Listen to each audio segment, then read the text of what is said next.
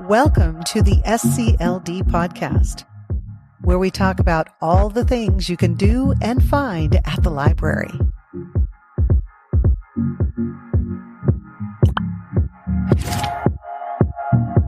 Hi, I'm Savannah Stewart. I'm the Communication Associate with Spokane County Library District. And with me today is Corinne Wilson. She's an Education and Enrichment Librarian with the Library District. Today we're going to talk about the Civic Lab. What is the Civic Lab, Corinne? So the Civic Lab is a place where patrons can stop for quick and easy facts about a specific issue. We changed those issues out. It used to be monthly. Now it's more like quarterly. Okay. And they also can pick up some information on how to go more in depth with a topic if they end up being interested in what it is. Physically, it's just a bunch of wooden boxes and whiteboards that are all stacked together with a sign next to them, or a page on our website.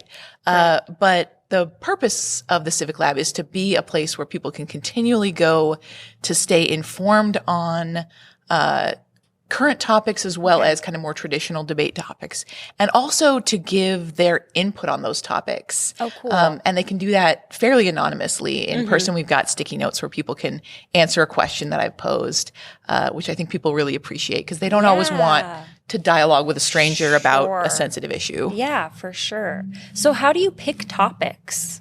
There's a few different ways that I pick topics. One of the best ways is that my coworkers will come to me and say, I'm really passionate about this topic. That's how we ended up doing hidden disabilities and invisible illnesses. That's how we ended up doing what we ultimately called machine bias.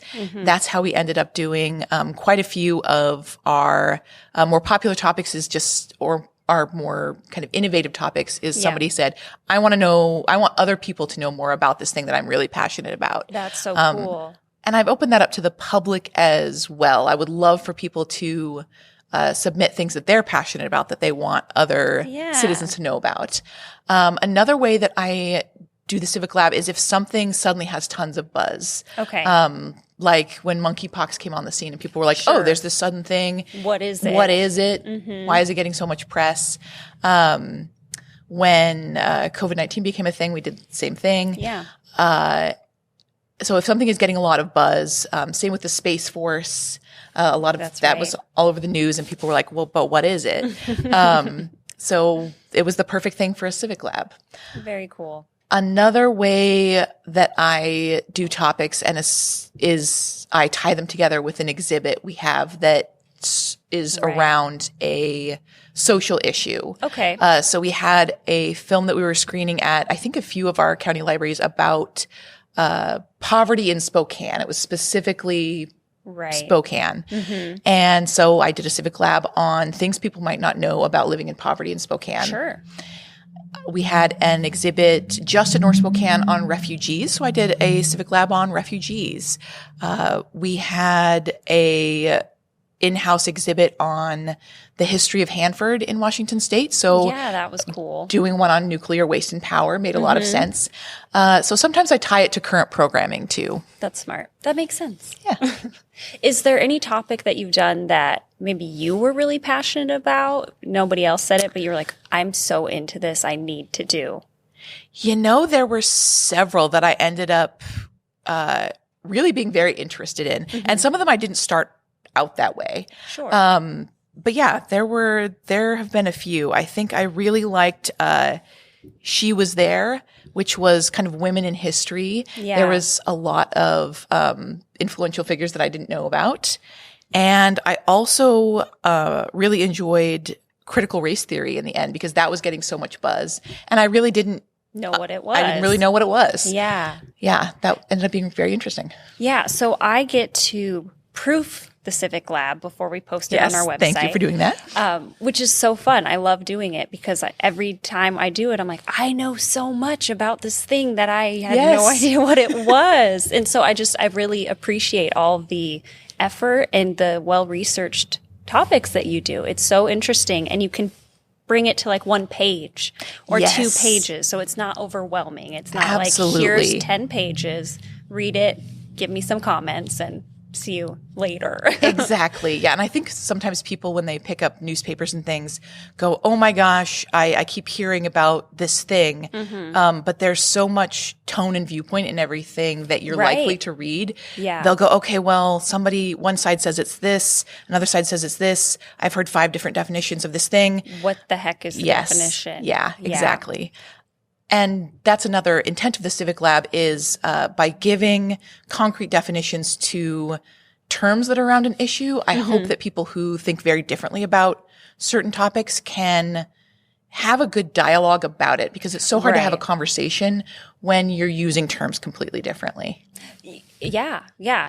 Then you're talking about 2 different things. Yes. And just completely all kinds of issues end up in the mix. And it's just so hard to find common ground that way. Yeah. So where do you get your research? Like, you're a librarian, so you know all the ins and outs and secrets. Somewhat, yeah. So I do have to thank our PSSs for this, because I always have one particular PSS who does all of the initial research for me, and compiles a list of sources, terms, all kinds of different things that I can use to start me off. And then it doesn't take nearly as long for me to figure out what I want and make everything into a coherent summary. So right now that's Matthew. Thank you, Matthew. And so that's where I start. Yeah. I based the Civic Lab off of Skokie Public Library in Illinois' fantastic Civic Lab. They were presenting on it at a conference, encouraging other places to adopt their own. Yeah. And they've got a list of good practices for news sources and where to go to get different topics. So that has been tremendously helpful for outside resources. And then SCLD itself has a fantastic array of databases in our digital library where you can get information. I don't think most people know about all of them. They might know about 1 or 2 that they use. But I use those all of the time because they're intended for often high school or college research. So everything is written at an understandable level, but also the facts are vetted, which is very nice. Yeah. Do you have a favorite source that you use in our digital library that you always are like, that's the one, got to start there? I would say Opposing Viewpoints is really a fantastic A+ database. Because it not only has, curated things from different viewpoints, but there's always a summary that's a little bit like my fast facts sheet that just lays out, this is what an issue is, this is the history of it, with no tone, no anything. And if there's different ways that people think about things, it will just state that plainly. So if you're going into an issue and you don't know what it is, here are just the basic outlines of what this entails. Very, very cool. So helpful. Very cool. All right. How has the community responded to this? Have you seen a lot of interaction? Do you get a lot of? The amount of interaction kind of depends on the topic for sure. Right. So things like refugees or gun control, where people already kind of know where they stand, I get tons of response. It's fabulous. And all kinds of different viewpoints and points about a thing. It's really interesting to read. For things that are newer or maybe based on the title you wouldn't necessarily know what the topic is, much less response. I think because people are still processing what it is. Sure. Yeah, I really liked, you did one, I think it was on water use in Spokane County. I just remember there was a fact you had put in there about how much water residents of Spokane County use compared to everywhere else in the U.S., and it was insanely high, like way higher than everywhere else. We love water. We're I was surprised. Water greedy. Yeah, I was surprised. I guess I know California, they have droughts, but they're like, hey, you can't use your water. We don't really do that until last year, I think, is the first time they were like, hey, maybe on Tuesdays and Thursdays, don't water your grass. Yes. So that's very new to us here. Yeah, it is. But that was so cool. It was just so fascinating. I love all the topics. I learned so much. That is, you bring up something that I wish that more people knew about the Civic Lab, is if it is a familiar topic like recycling or Black History Month or gun control, I always have a bunch of tie-ins to specifically our city. So if it is a topic that's familiar to you and you kind of go, I already know what that is, I don't need to read it, definitely skim it anyway, because there's going to be a bunch of things about our city that you might not know. Local stuff. There's almost always a local tie-in if I can possibly manage it. Cool. And that's been really interesting to learn all of these sorts of little known facts about our city, Sure. which is great. Yeah, because I mean, I've lived here most of my life, and a lot of it I'm like, huh? That's new. Nobody ever told me that. I didn't know that. So at the Civic Lab, you have 3 different, sometimes 4 different papers that are correct. printed out that people can grab. What are those? So the first one, and the one that people grab most often, is Fast Facts. Okay. That is a 1-page sheet that just says, this is what this is. These are the terms that are involved. Usually they're in bold. Here is how it affects our city and our nation and our state. And just everything that you might need to know at a glance to be informed.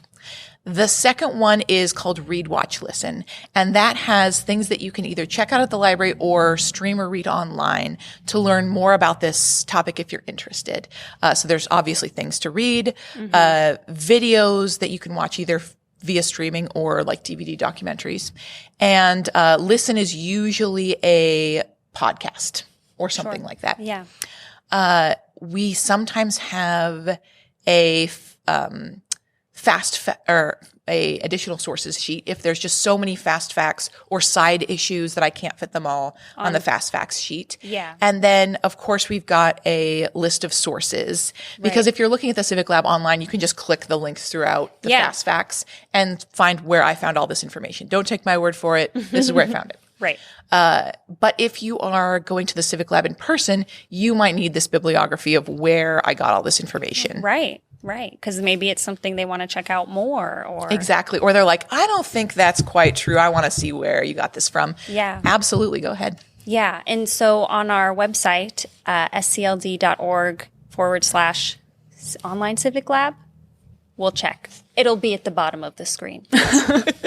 You can go on there and we have all the Civic Lab topics that have been in person at North Spokane from the past too. Like we have all the way back, I think it was 2019, maybe 2018, the first year we did it. Yes. Yeah, that sounds right. So we have all of that is on there. So if it's a topic that maybe isn't really popular or trending right now, but you're really interested in, you should definitely check that out because it might be there. And Corinne's done a ton of research and it will be nice and easy to read. And like you said, you can click on the links throughout the article to go directly to the source. Absolutely. Yes. I send this out to teachers of social studies, history, civics, throughout the county, throughout the year. And often they love that they can just go back and find something that they're teaching now. Right. And maybe we did it a year or two ago, but it's still fairly relevant. Everything's pretty current. So if you go back and read everything, you'll have all of the knowledge. You'll be so smart. Can debate anyone at any time. Awesome. Well, thank you so much, Corinne. It was great to have you on here having me. and talk about the Civic Lab. Absolutely. We'll see you next time.